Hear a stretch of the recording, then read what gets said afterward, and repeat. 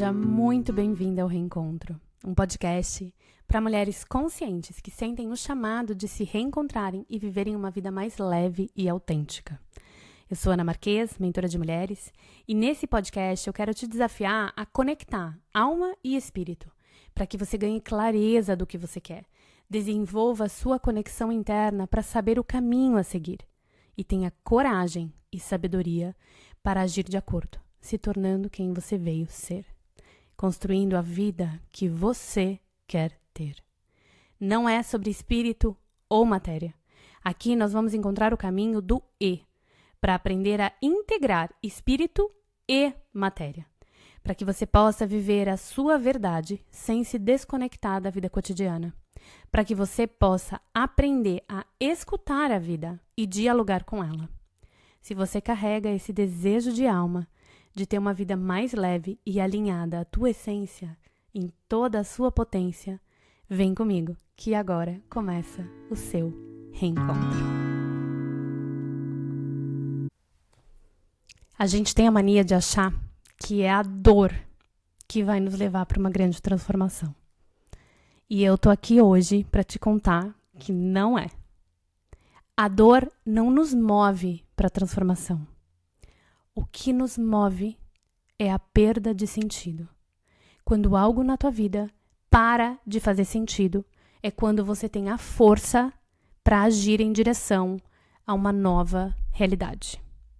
Eu sou Ana Marques, sou mentora de mulheres, coach junguiana e pedagoga social antroposófica. E estou aqui hoje para trazer uma visão para vocês de como acontecem as grandes mudanças na nossa vida. Ou as mudanças, como a gente faz mudanças difíceis na nossa vida. Eu espero que você goste do vídeo. Se tiver alguma dúvida, pode sempre deixar um comentário que eu respondo todos eles. E se inscreve no canal, porque cada quinta-feira a gente tem um vídeo novo para você, com diferentes temáticas: antroposofia, desenvolvimento humano e desenvolvimento da tua inteligência espiritual. Vem comigo então que a gente vai falar um pouquinho sobre o que é essa perda de sentido e como que eu posso usar isso a meu favor. Tinha uma frase que me acompanhou muito durante a minha fase dos 21 aos 35 anos, que era: você só muda quando a dor de ficar for maior do que a dor de mudar. E hoje eu queria falar um pouquinho para vocês sobre isso e tudo que eu tenho aprendido ao longo desses últimos anos estudando e vivenciando muitas transformações, né? Primeiro a gente precisa entender que a gente tem a tendência a querer ficar no mesmo lugar. Por quê? Porque o nosso cérebro, o nosso corpo inteiro, está buscando o tempo inteiro reduzir o gasto energético. Reduzir a incerteza. Porque o que eu conheço, eu já sei como funciona, eu já sei como é, e eu consigo ter certos atalhos para lidar com isso que eu conheço, mesmo que isso seja uma situação ruim. Por isso que muitas de nós ficamos por muitos anos em relacionamentos tóxicos. Bom, só por isso não, né? Mas um dos grandes motivos pode ser esse. Que tá ruim, mas eu conheço. Eu não sei o que vem depois. E isso me gera muita insegurança. Isso me gera muita incerteza, e por não saber lidar com essa insegurança, essa incerteza, e não confiar na vida, temos aqui um ponto bem importante, tá? Que é desenvolvido lá no primeiro setênio, de 0 a 7 anos, que é a confiança na vida. Muitas de nós não temos essa confiança, então a gente prefere ficar nesse lugar. Inclusive, a falta de confiança é o que nos gera esse comportamento de querer controlar tudo. Eu quero controlar porque eu não confio. Ok.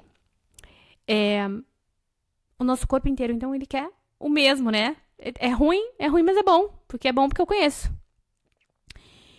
E existe essa frase, então, que só falava que a gente só muda quando a dor de ficar é maior do que a dor de mudar. Isso é uma maneira que, sim, que a gente tem de funcionar, em que a gente foge da dor. E a gente foge quando ela fica demais. Porém, ao longo da vida, eu fui entendendo, porque tem algumas situações, cá entre nós, né? Tem algumas situações que não doem tanto. Não são tão críticas. Ou, melhor dizendo, o benefício da situação diminui a importância dessa dor. Ficar num trabalho, por exemplo, em que você ganha muito bem, mas que você não se sente bem. Quantas pessoas a gente conhece que chegam em casa depois do trabalho, arrasadas, cansadas, exaustas, sugadas, né, sem alma, que domingo às vezes tem aquele sofrimento de ai meu Deus, amanhã é segunda-feira, começa de novo, e ainda assim ficam nesse lugar. Essa dor não é tão grande a ponto de gerar uma mudança. Mas para além disso, que é o que eu queria falar, a mudança real, gente, ela não acontece. Na vida eu fui percebendo que não acontece nesse esquema de dor ou não dor. A gente fica numa situação enquanto a gente tem um ganho em relação a ela. Enquanto ela nos traz algo. E a gente consegue fazer uma mudança grande quando o que a gente vive não faz mais sentido. A falta de sentido é um maior potencializador, é um maior motor de mudança do que a dor. Por quê? Como eu falei antes, com a dor a gente se acostuma. Com a falta de sentido, não. Quando para de fazer sentido, nem os meus mecanismos neurais, cerebrais, que a neurociência vai explicar, conseguem sustentar mais a situação. Enquanto tá só, entre aspas, só doendo, eu me acostumo com a dor, mas eu vivo porque é mais benéfico continuar na situação da dor do que mudar. Quando perde o sentido, não tem mais benefício. E aí a gente consegue catalisar uma mudança. Eu aprendi essa questão da perda do sentido ser mais importante para a mudança, catalisador de mudança, num livro que fala sobre a psicologia, a filosofia de Adler, que chama A Coragem de Desagradar. Esse livro, ele dá um twist, assim, em uma série de conceitos que a gente tem, que são muito comuns, né, que estão muito aceitos na sociedade, e um deles, para mim, foi esse. A gente não muda quando dói, a gente muda quando perde o sentido. E aí, né, me vem muito, por causa de todo o estudo que eu faço de antroposofia, de biografia, me vem muito o exemplo da crise da autenticidade, que é uma crise que a gente vivencia muito potente, mais ou menos aos 40 anos, que a gente tem a mania de chamar de crise de meia-idade, porque a gente vê as pessoas vivendo ela de maneira inconsciente, fazendo mudanças que às vezes é uma mudança na busca de manter a juventude e não na busca de evoluir, né, e amadurecer, mas que é uma das maiores crises da nossa vida, é uma das mais potentes, porque é onde a gente vivencia um momento de tudo perde o sentido. Tudo não, mas assim, se perde o sentido. O chão sai debaixo dos seus pés. E você precisa pensar no que você de fato quer. Se questionar a respeito das escolhas que você tem feito até agora. E ela é uma das crises mais potentes, porque como a gente chega nesse lugar de não faz mais sentido isso, a gente consegue fazer grandes transformações, grandes mudanças na nossa vida, nessa época. O que eu quero trazer aqui, né? Um olhar que eu aprendi nesse livro. Quando a gente tá numa situação que dói, mas a gente não consegue sair dela, se você procurar, você vai enxergar que ela ainda faz sentido na tua vida, para quem você quer ser ou para o que você quer da tua vida. Então, eu vou dar um exemplo bem simples. Eu tinha um chefe, estava trabalhando numa empresa na Áustria. Eu trabalhava como gestora de marcas de uma das marcas dessa empresa multinacional. E era uma marca que estava crescendo muito, né? Mas a gente ainda era, entre aspas, o patinho feio da empresa grande. Porque a empresa tinha marcas, assim, de 40 anos e a nossa marca tinha 5 anos. Então, ela crescia muito em termos de faturamento anual, em termos, né, de velocidade de crescimento e de expansão, mas ela ainda não conseguia ganhar as decisões de investimento. Porque ela ainda era vista como uma marquinha pequena, não tão importante. E o meu chefe, ele reclamava o tempo inteiro de como essa marca não era vista, de como essa marca não era admirada, de como eles não conseguiam valorizar todo o crescimento que a gente estava tendo. E aquilo era muito pesado para ele, muito, muito pesado. Mas ele não fazia um movimento grande para mudar isso. E eu não entendia por quê. Né? A gente lutando para conseguir aprovação de projeto de investimento, eu não entendia por que ele não conseguia fazer esse movimento. Até que eu entendi. Não tinha perdido ainda o sentido para ele vivenciar esse paradoxo de ter a marca que mais crescia na empresa, mas que não conseguia os investimentos que a gente precisava para potencializar esse crescimento. Enquanto a gente estava pequeno, enquanto essa marca era pequena e ficava escondida, ele, enquanto CEO dessa marca, né, enquanto gestor da marca, ele tinha liberdade para trabalhar e fazer as escolhas que ele queria. Se a nossa marca começasse de fato a ser mais vista, a estar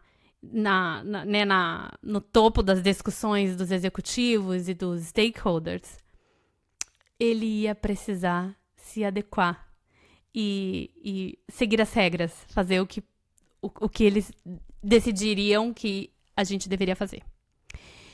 É um exemplo bem bobo, mas é um exemplo que para mim ficou tão claro, porque era uma dor tão grande dele, mas ao mesmo tempo ele não se movimentava para mudar. E é porque ele tinha esse ganho. Ao ficar pequeno, ele tinha liberdade de agir como ele entendia. Bem entendia, né? Não tinha que ficar dando explicação. E muitas vezes eu vejo isso nas mentorias. Então, uma mulher, por exemplo, né? Eu atendi uma mulher que ela estava sempre muito cansada. Ela era uma alta executiva de uma empresa multinacional, muito cansada, trabalhando muito, sem muito tempo para a família. E ela trazia essa dor de que não conseguia ficar com os filhos, de que tinha muito trabalho, de que nunca tinha um final de semana de folga.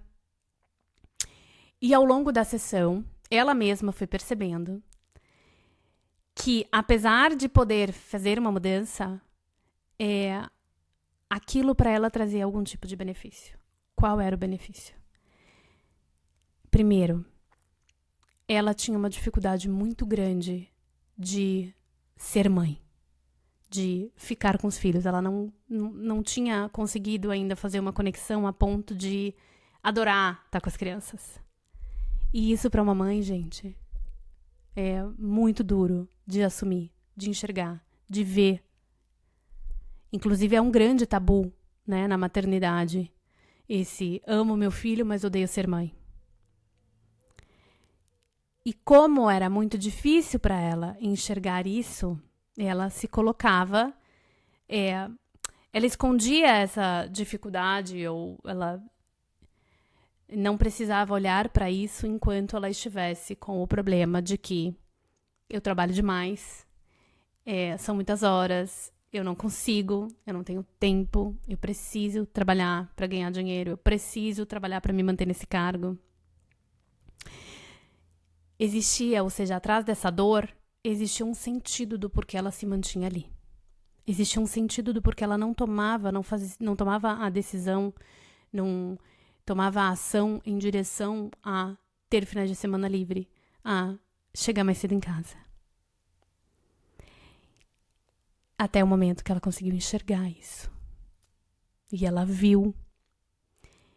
E aquilo que ela viu, então, nossa, no fundo, esse comportamento que eu tô tendo e essa dor que eu tô carregando de nunca ter tempo, de ser workaholic, do trabalho me demandar demais, ela tá escondendo esse ganho, entre aspas, né, que eu tô tendo, ao não ter que enfrentar essa dor de assumir pra mim mesma que, no fundo, eu não gosto de ser mãe.